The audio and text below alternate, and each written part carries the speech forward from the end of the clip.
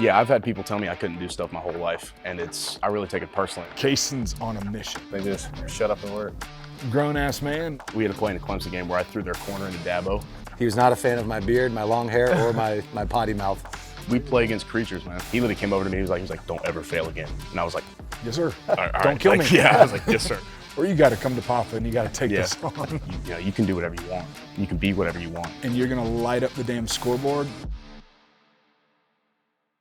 Tailgate Talks is proudly presented by our title sponsor, Greens Beverages, South Carolina's go-to spot for all things beer, wine, and spirits. Whether you're stocking up for the tailgate, the back porch, or the big Gamecock win, Greens has the best selection at unbeatable prices. Visit greensbeverages.com to find their nearest location.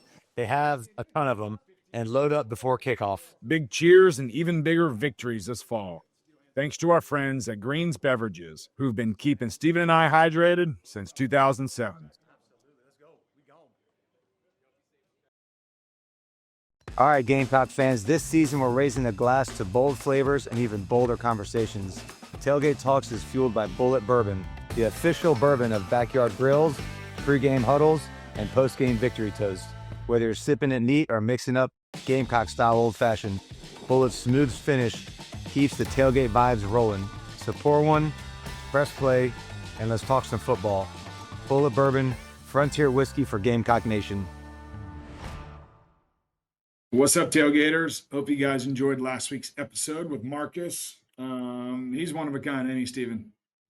Jeez, that thing, that got a little crazy there. That was unbelievable. I've gotten so many texts and calls just saying like how humble he is, and playing with him was a treat for I sure. mean, he's the same guy, right? I mean, when he got there as a freshman, he was a grinder, and he came in and just worked his butt off. But we got another one of a kind on this week's episode. Oh yeah, oh yeah. His name is being thrown around a lot of different places right now. Yeah, he's an absolute stud. So Steven and I went out. I guess it was the third day of training camp. We went out and watched practice, saw all the monsters running around. God bless. The offense and defensive line are huge. The linebackers fly around everywhere. Nick Harbor's a monster. LaNorris Sellers a monster. Rasul was out there. That was his first practice. So, it was an exciting day to be out there. Absolutely. And I believe the term that was used by our guest we're going to have on, it was creature, if I'm not mistaken. A bunch of creatures. A bunch of creatures. And there was no shortage of creatures out there. It was, obviously we played. I don't remember our team looking that creature-ish. No, they've been Luke Day and company and Yemi, who's the nutritionist. They have done an incredible job with these guys this offseason. They have transformed guys who were there as freshmen, and then they've gotten new transfers that have come in that have like reformed their bodies. You remember all the work you put in over summer, like that. You're getting battle ready for fall camp season, which they're in the dog days of right now. I heard the scrimmage last Saturday went well. I heard there were some fireworks and some really big plays, offense and defensively. So I think we're gearing up, man. We're on track for a big season. Yep. It's right around the corner, man. It'll be here before we know it. Thank God. Yeah, and so we'll just disclosing our two guests here. We have, Heisman candidate, potential to blow this thing off the roof. Absolute stud, but an even better human being who's been humble all the way through it. Has handled NIL like a pro, handles the media like a pro. We taught him a few things about dropping his shoulder on people in the games. And then also, Cason Henry, who's going to be an integral part of the offensive line up front. And he talks about, how that group is so cohesive and how they do everything together. But he's been a guy that, came in as a freshman as a 2 or 3 star prospect, just worked his butt off, had the mentality that you really have to win up front. No doubt. And he has just continued to progress and gotten better and better. He had an injury along the way, just like everybody does, but he's been a fun one to track. And both of these guys are going to be huge parts of our offense this year. I'll tell you what, man, I'm a fan of Payson. I was sandwiched in between you and him, and I could feel the freaking tension going on there, like the good energy and the good tension. That guy, you don't want to piss that guy off. I don't think No, he's got a mean streak. He's somebody you want in the foxhole with you. So he's got a new fan in me, and yeah, I'm pumped. And obviously, LaNorris, I actually got a chance to talk to his dad when I was at practice, and Mhm. just kind of shooting the shit. And I mean, just awesome family, man, awesome kid. I'm super pumped, as I'm sure everybody else in the Garden of Black is. So, yeah, we're pumped to see him, man. That was a hell of an episode, though. Yeah, I mean, this will just be a little teaser, I think, of what the offense is to come this year. We recorded with 3 other guys that day, and those will be later disclosed. But um, I mean, we're this is the only platform where we're getting the biggest names week in, week out. You know, you have Marcus Lattimore, now you have Heisman candidate starting right tackle, and then next week we have a call here in a little bit with another stud that we're going to get on the show. So all fun stuff, and I know Gamecock Nation's really excited to hear this one. We obviously went back last week with Marcus, but this week we're projecting ahead, and we're under 3 weeks from game day, so it's going to be Yep. on us before we know it. Yep. And just in time, man. I'm tired of seeing. Never mind. I'm not going to say what I wanted to say. I don't want Dakota to have to work any harder. So I'm just looking forward to seeing guys play football and not things flying on basketball courts. Oh gosh, yeah. Um, yeah, it's the best time of year. Fall. I mean, the weather gets warmer. It gets sticky outside. The humidity in Columbia, South Carolina, is on like 140 right now. But that means football season's right around the corner. It's the best time of year. Yep, no doubt, man, no doubt. And got a little hurricane tracking towards Florida as well. So yep, it's football set time. Well, Gamecock Nation, if you're ready for football season, just like Steven and I are, make sure you turn into this week's episode and listen to 2 huge pieces to Carolina's offense this year. Hope y'all enjoy. How do you grip the ball, real quick? You hold it back like that. Is that just what you did as a kid and I've always done it? Yeah. Steven, how can you correct him holding the football? I mean, I'm not gonna. Go for him. No, I'm not gonna. I just hold it like that. Yeah. Hold a little wider. You hold it like that? Well, yeah. I mean, yeah, you're still one finger on the lace. Yeah. The ring finger. That is how you threw the ball earlier? Yeah. Yeah, that's I just want to see how you gripped it. Yeah. All right. Well, shit. He's doing a pretty good job gripping the football. He can rip it. Yeah. There's no doubt. Yeah. Dude, appreciate you taking the time during your busy. This is fall camp day 2. Yeah.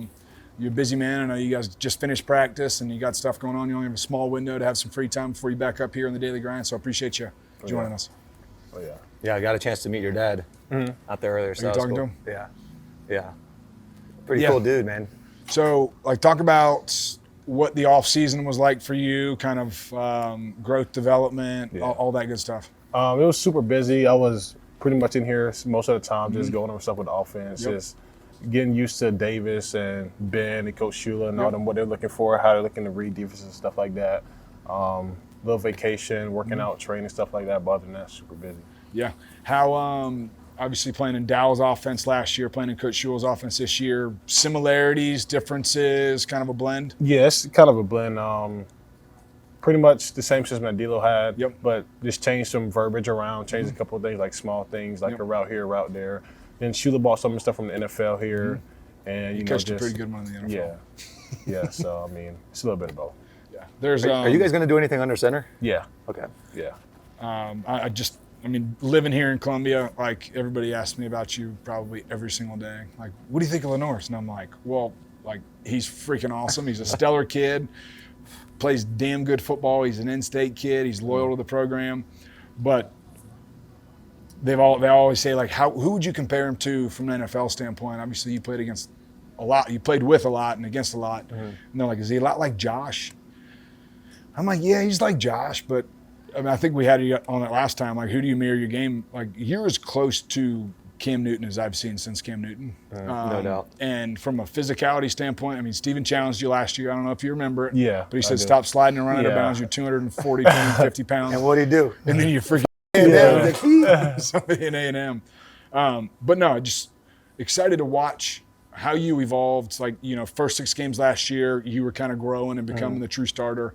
And then last 6 games, holy smokes, blew the nation on fire with your talent. But there's pressure with that, right? I mean, being as good as you were last year and then elevating for this year. So, like, what type of – are you doing any mental training or just physical? Like, what type of stuff are you doing to make sure that you can kind of continue that growth and progress? Yeah, just taking it day by day, really, not getting caught up in it too much. I mean, people will say what they want to say regardless, no matter if it's good or bad or whatever. So just kind of taking it day by day. I still got to go there and play and practice and just prepare like I did last year. Yeah. Just continue on.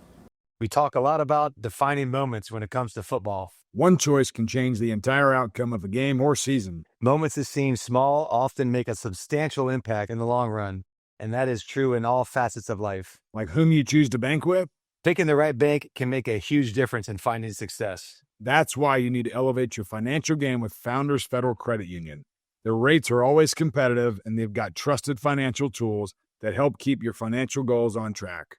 Don't forget their service to their membership and community is unrivaled. Get in the game today. Swing by a Founders office near you or visit foundersfcu.com to apply for membership. Founders is federally insured by the NCUA.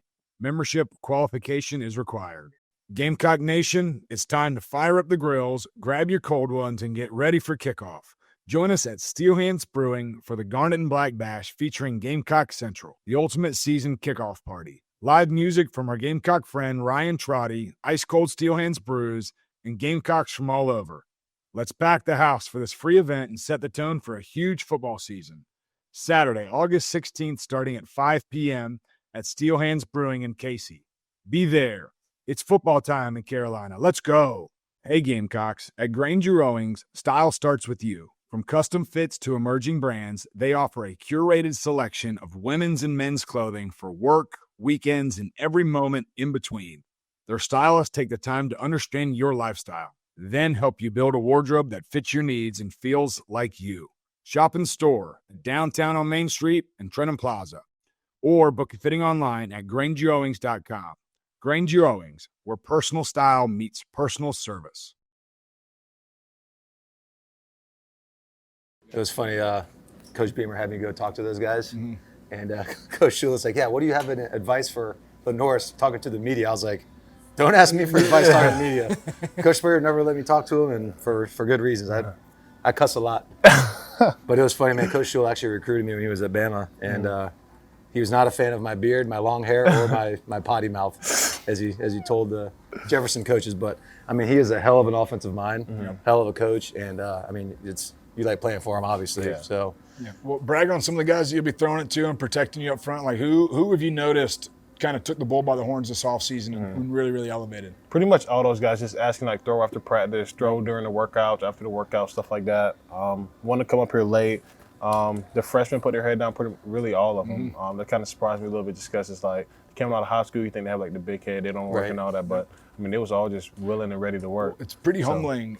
I mean, everybody who's here was the best player at their high school and probably the best player in their area, high school. But when you walk on campus and you get here, you're like, oh shit, I'm the baby again. Yeah. I got to elevate. Grown men out here. But the kind of accountability that you guys have, and I think obviously Coach Beamer, the culture he's built here and the leadership that he's instilled you guys in has been incredible. But like it takes an awesome locker room to kind of build that. And I would imagine you and Cason and Dylan and all these guys are kind of the leaders, but how is it hard to round the troops with the young guys, or they just kind of jump on board? No, they literally just jumped on board. Yeah. It's been like that. I think first they started with my class when we first came in, like everybody just put their head down, was willing to work. Same thing with freshmen last year. They literally just came in here, listened to us. They didn't talk back, fight back, or nothing. They just shut up and work. Yeah, that's what you got to do. Yeah. I wanted to ask you real quick, are you doing anything for like shoulder mobility and like, not necessarily rehab, but like prehab? Yes, no, not prehab. We just do like band work and stuff like that, just stretching all that. Internal, external rotation stuff. Okay.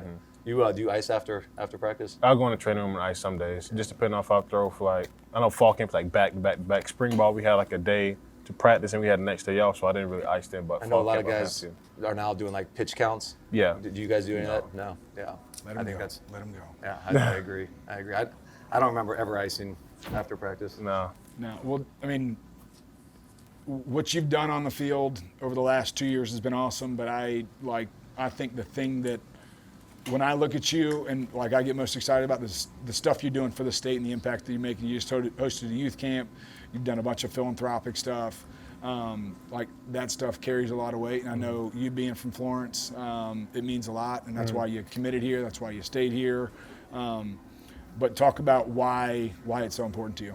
Just because I knew I was one of those kids back in my hometown, just looking up at college guys, NFL guys, and all that. And I mean, if I could just talk to them, it would have made my day. So I mean, just do it for them. You never know what they're going through. Yeah. So Light up somebody's face. That's the best thing, right? Yeah. Well, dude, you light up everybody's face every time you're around them, just the person you are, and you're going to light up the damn scoreboard right across the street in Willie B. Coming here, so we're really excited to watch you and continue to grow and lead the troops, and just the person you are, man. I'm super proud of you. Appreciate it. Yeah, just keep doing what you're doing, dude. Oh, yeah. Don't change anything. Just keep your head down, keep fighting, and the rest will be easy. Yes, sir. Have fun moving. Oh, yeah. After practice, too. Oh, that's always fun. All right, tailgaters, we are here with Cason Henry. You got here and you were what, probably 260? About that. And now you're 315, 320? Again, about that, yeah. Grown-ass man. It's crazy what the development of sports can be if you kind of get in one system and buy in and grow. And obviously the strength staff and the nutritionist staff here is great. But thanks for joining us day 2 of camp. Thank you for having me. Appreciate it, yeah. What are you, like, talk about how kind of the off-season and the development come, you played the last game beginning of January, and now we're here finally playing football again. But talk about that kind of 8-month gap and what that means in building a team and kind of getting the team ready. Yeah, so I think as an offensive line, I don't think we really even left football. Like we were, Teasley's very into drills and all that, like extra work. We do a lot. So it feels like I never even left. Which is good for young guys and everything for skill building and stuff, especially like the older guys as well. Like you just never really leave. And so there's no really gap between how we came off the field last year, except for obviously filling the guys that left. But I think we've picked it up without a beat, without missing a beat. Yeah, you you anchor down that right side, just kick, punch. Do my best, yeah. How is it? How can you not get better if you're blocking Dylan Stewart every day? Like, talk about what that's like. So when you're going against the premier pass rusher in college football, you got to kind of try to not get better. You know what I mean? Especially as a competitor, you go in and like if you get beat, you're like, I don't like how that feels. You know what I mean? So I don't want to do that. You know what I mean? I want to win against this guy. So you do everything in your power to get better, as much drill work as you can, as much as your body will take. You know what I mean? And that's pretty much what I did this summer. And I'm seeing it now. Practice 2, I had a lot better practice than I did practice 1. You just got to keep stacking good days. 100%. And that's really all you can ask. You don't want to peak right now. You want to peak you want to 27 days is when you really want to peak. Yeah, and then you want to keep achieving new peaks throughout, and then really peak week 13. Right. Yeah. I don't know if you remember this, but I definitely do. You had kind of a huge impact on me when I was coaching here. I actually hosted you on the junior day. Yeah. We rode around the golf cart. You went to Walton High School, big school just outside of Atlanta, with a lot of talent there. But talk about getting here as a freshman.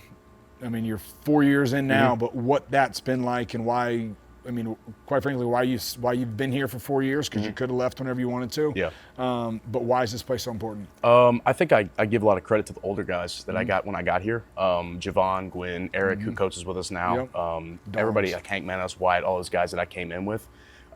Really instilled like the work ethic that I work with today, especially Javon. I'm really close with Javon. And I remember there's a story of the first time that I failed something when I was here. It was like week 2, and we had like extra sleds, and I ended up failing just because like my legs gave out. And he literally came over to me. He was like, "Don't ever fail again." And I was like, "Yes, sir. All Don't kill me." Yeah, I was like, "Yes, sir."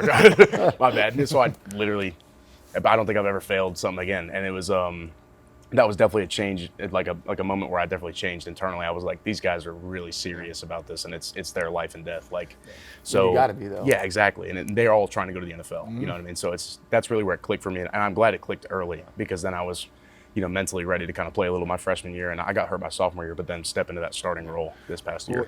Well, you're a little up just like me, to be frank. Like fullback, tackle. I remember when we were visiting with you, like. Remember I asked you like kind of what you weighed at that point, just to kind of see, and you're like, oh, I think you were 255 or 260 during that time. Yeah, I played 260 my freshman year in high school. Yeah. And I was like, do you feel like you can kind of gain mass and continue to grow? And how do you feel about it all? And you're like, I'm going to be better than all these other guys that you're recruiting here right now. And I'm like, I love that. I like this guy. Yeah. Like just your competitive spirit, your competitive edge. Like nobody's going to tell you no. You're going to prove them wrong. Like that was. I mean, that was my life. I was a 2-star. I think you were a 3. Yeah. Just playing like you're saying, just play with a chip on your shoulder, Play basically. with an edge. Like, you got to be. This isn't a kid's game. This is a grown ass man's game. No, you we play play against edge. creatures, man. Like, it's the whole league. Yeah. Yeah, they're But all the really athletic. the creatures got to play in the trenches. Yeah, they do. So you get your hands on them and ball them up and try to kill them. Yeah, I love playing offensive line, but yeah, I've had people tell me I couldn't do stuff my whole life, and I really take it personally now. I thank my dad for that a lot, because he was always that guy on my shoulder, like, hey, you know, this coach is telling you can't do this, this coach is making you do this, like all this, but you know, you can do whatever you want. Yep. You can be whatever you want, you know, all that. I give a lot of credit to my dad and my mom as well, but my dad was mainly involved with our sports, so just giving me that never give up mentality, stuff like that, and you know, nobody can mess with me. You know what I mean? And then I also remember, on top of that, when I was transitioning out of working here, I remember I grabbed you and talked to you, because there were a lot of, like, you had a lot of leaders in that offensive line room that were No leaving. doubt, yeah. And I remember I kind of challenged you, because you were just finished your freshman year. We're kind of showing sparks. Like, I think everybody knew your growth projection, that who you were going to be as a player. Yeah. But you were kind of like, you were quiet. You were still just taking in the reins. And I was like, dude, don't wait. I remember telling you, actually, in the cafeteria. I remember that. It was right by Clyde's office right there. Yeah. I was like, if you sit here and wait for somebody else to take the reins, they're going to. Right. Like, you have the ability. People listen to you. You have the desire to want to be the best. Like, don't wait for it. Go get it. And then I remember, like, watching that next year. I mean, unfortunately, you got hurt going into season. But I remember talking to Lonnie and Ad, and they're like, Cason's on a mission. Yeah. Like, and I thought that was so freaking cool. Yeah, and I think the year that I got hurt was actually a blessing in disguise, because it allowed me to get a lot, like, closer with my faith and all that, which I heavily rely on now. I had some family stuff go on during that time too, so it kind of forced me into a corner. And now I see that was probably on purpose. I got hurt, lost my sports system and stuff, but I got forced into a corner, and I literally had to rely on Jesus for that. And it was like, you know, now that in hindsight, I'm like, that was definitely on purpose, you know what I mean? But it allowed me to become a better teammate, get a lot closer with the guys that I was working with in RTP, and then get a lot closer with the coaches and stuff who I was spending more time with. And I really wouldn't change a thing about that, because I think that it gave me a new perspective on playing football and like how to be a good teammate, how to support guys that were doing really well and also not doing so well, and what to say to guys, how to lead different types of guys. So I think it helped me a lot. That's huge. That is, yeah. That's unreal. You were 19 when that happened? Yeah. And it happened at an early point. That happened to me my rookie year. I broke my foot kind of before it even started, and I was like, well, shit, like, how do I do this? And in my darkest times, I found Jesus. And it was huge for my growth and development, and obviously my relationship with my wife, and how I want to raise my kids as a father now and all that stuff. So it is crazy. Everything's circumstantial certain times, like, but we're all working on God's time. God knows our path and kind of aligns it. We just got to answer the phone when he calls. I mean, everything happens for a reason, you know, whether you believe that or not. I mean, I think, as you said, I mean, everything happens for a reason, and it's a blessing in disguise. So that's cool, man. When you get back into a corner, you either got to fight or you're just got to roll with the punches, man. That's what it is. 100%. Tailgate Talks is powered by Lanier & Burroughs, South Carolina's premier accident attorneys. If you've been in a truck wreck, car crash, slip and fall, or suffered injury on the job, these guys have the experience to fight for the compensation you deserve. Founding partner Louis Lanier has been battling for South Carolina since 1974, and Shane Burroughs brings over 15 years of top-rated trial experience. Best part? They're Gamecocks, and they offer a free initial consultation and will come to you. Give them a call at 803-268-9800 or visit landblawfirm.com. Lanier & Burroughs, fierce advocates, local roots, proven results. Home Team Barbecue is fired up to take care of your tailgate and watch party needs this season. Home Team is known for its smoked meats, creative daily specials, and twists on Southern classic. Smoked wings, ribs, pulled pork sliders, barbecue nachos, or classic sides like mac and cheese and collard greens are the perfect feast to fuel your game day. Round up your friends and give Home Team Catering a shout at catering@hometeambarbecue.com or head to 5 Points for a frozen game changer cocktail and barbecue snacks to celebrate the next Gamecocks big win. Visit hometeambarbecue.com to check out the menu. Tailgate Talks is brought to you by JCQ Farms, a proud South Carolina family farm rooted in tradition and built on quality. Whether it's their premium beef, farm fresh produce, or their signature smoked meats, JCQ Farms brings the taste of the South straight to your table. Perfect for your next tailgate, backyard barbecue, or family dinner. Remember, always support your American farms because they are drying out each day. Support local, eat better, and stock up for the season. JCQ Farms, where quality meets Carolina pride. Gamecock Nation, it's time to elevate your outdoor space. Palm Casual Outdoor Furniture, Gamecock owned and operated, has you covered with locations all across South Carolina. Whether you're poolside, tailgating, or watching the Gamecocks dominate in your backyard, Palm Casual has the perfect setup for you. Visit them online at palmcasual.com and gear up for a fall filled with Gamecock victories. Cheers to a winning season from the DeMarco back porch, proudly furnished by Palm Casual. What are you most excited in the O-line room? I guess there's 2 or 3 new guys going to be blending in. Obviously, the room is stacked. You guys have plenty of talent. But talk about kind of losing the Vershawn and the other 2 interior guys. Kamar and Torselli, yeah. I think Torselli especially was a huge leader for us. I've known V. Lee Vershawn my entire time being here. V. Lee's one of my best friends, man. He's awesome. He's funny as shit. Love those guys. But losing them was hard for us, especially me and Josiah, because we relied upon those guys a lot. When we were still younger, and those are all older guys still, and we've been around Vershawn. He's been center forever. But coming in with new guys, we were like, me and Josiah were like, hey, we need to, especially me, I was like, hey, I need to kind of take a leadership role here because we got new transfers coming in. They might be old guys, but they don't know how to do stuff here. And we got young guys coming up like Shed, guys like that. Shed, you saw Shed coming out there playing with us first team. I'm really excited about him too. I think he's gonna be a baller. Definitely got to watch the next few years. Shed's got a great work ethic, and he's gonna be a really good player, special. But I'm excited about our transfers and our new guys in our line room. I think we're meshing together really well, and I think Lonnie's got a great plan for us. So. It is crazy because playing on the outside, playing tackle, like center makes most of the calls, and then guards have to. But these stadiums are loud. So talk about kind of grooming the guy next to you. Like you were really working in tandem with the guard just inside of you. And communication has to be spot on. You guys have to see stuff the same way. You have to pass off twists and TEs and all this other stuff. But talk about kind of that chemistry and kind of developing that right guard right inside of you. Yeah, so I think me and Torselli did really, really well with that last year. Whenever Lonnie pulls up like teach tape for twists and stuff, it's always us. But I think we meshed together really well. I was really close with T. And I don't think it's going to drop off at all with Tro because I've known Tro for now 3 years now, and we went to high schools that were near each other. I knew him in high school, so we played together for a long time. And Tro's a really upstanding guy. He's a leader, stuff like that. So we don't butt heads on much. So he's very vocal, very good player, stuff like that. So I don't think there'll be an issue at all. I know you're a gym rat, just like me, because you're kind of a psycho, just like me. Talk about. A lot of guys dread summer workouts. I kind of got excited, and I'm sure you did too. But talk about some of the stuff that Luke Day and Co did, and the teamwork building stuff that you guys did this summer that's really going to kind of continue to steer us in the right direction. Yeah, so and everything that Luke does is kind of a what I do affects you kind of mentality. So we have a strike system and all that. Like if you fail something, everybody else fails it, because if you miss a block, it's going to affect somebody else, stuff like that. I can't do your job while trying to do mine. So everything that Luke does is kind of catered towards that. I think that helped our offensive line a lot because leaders had to speak up, guys had to follow, and if our weakest link fails, then everybody else gets punished. You know what I mean?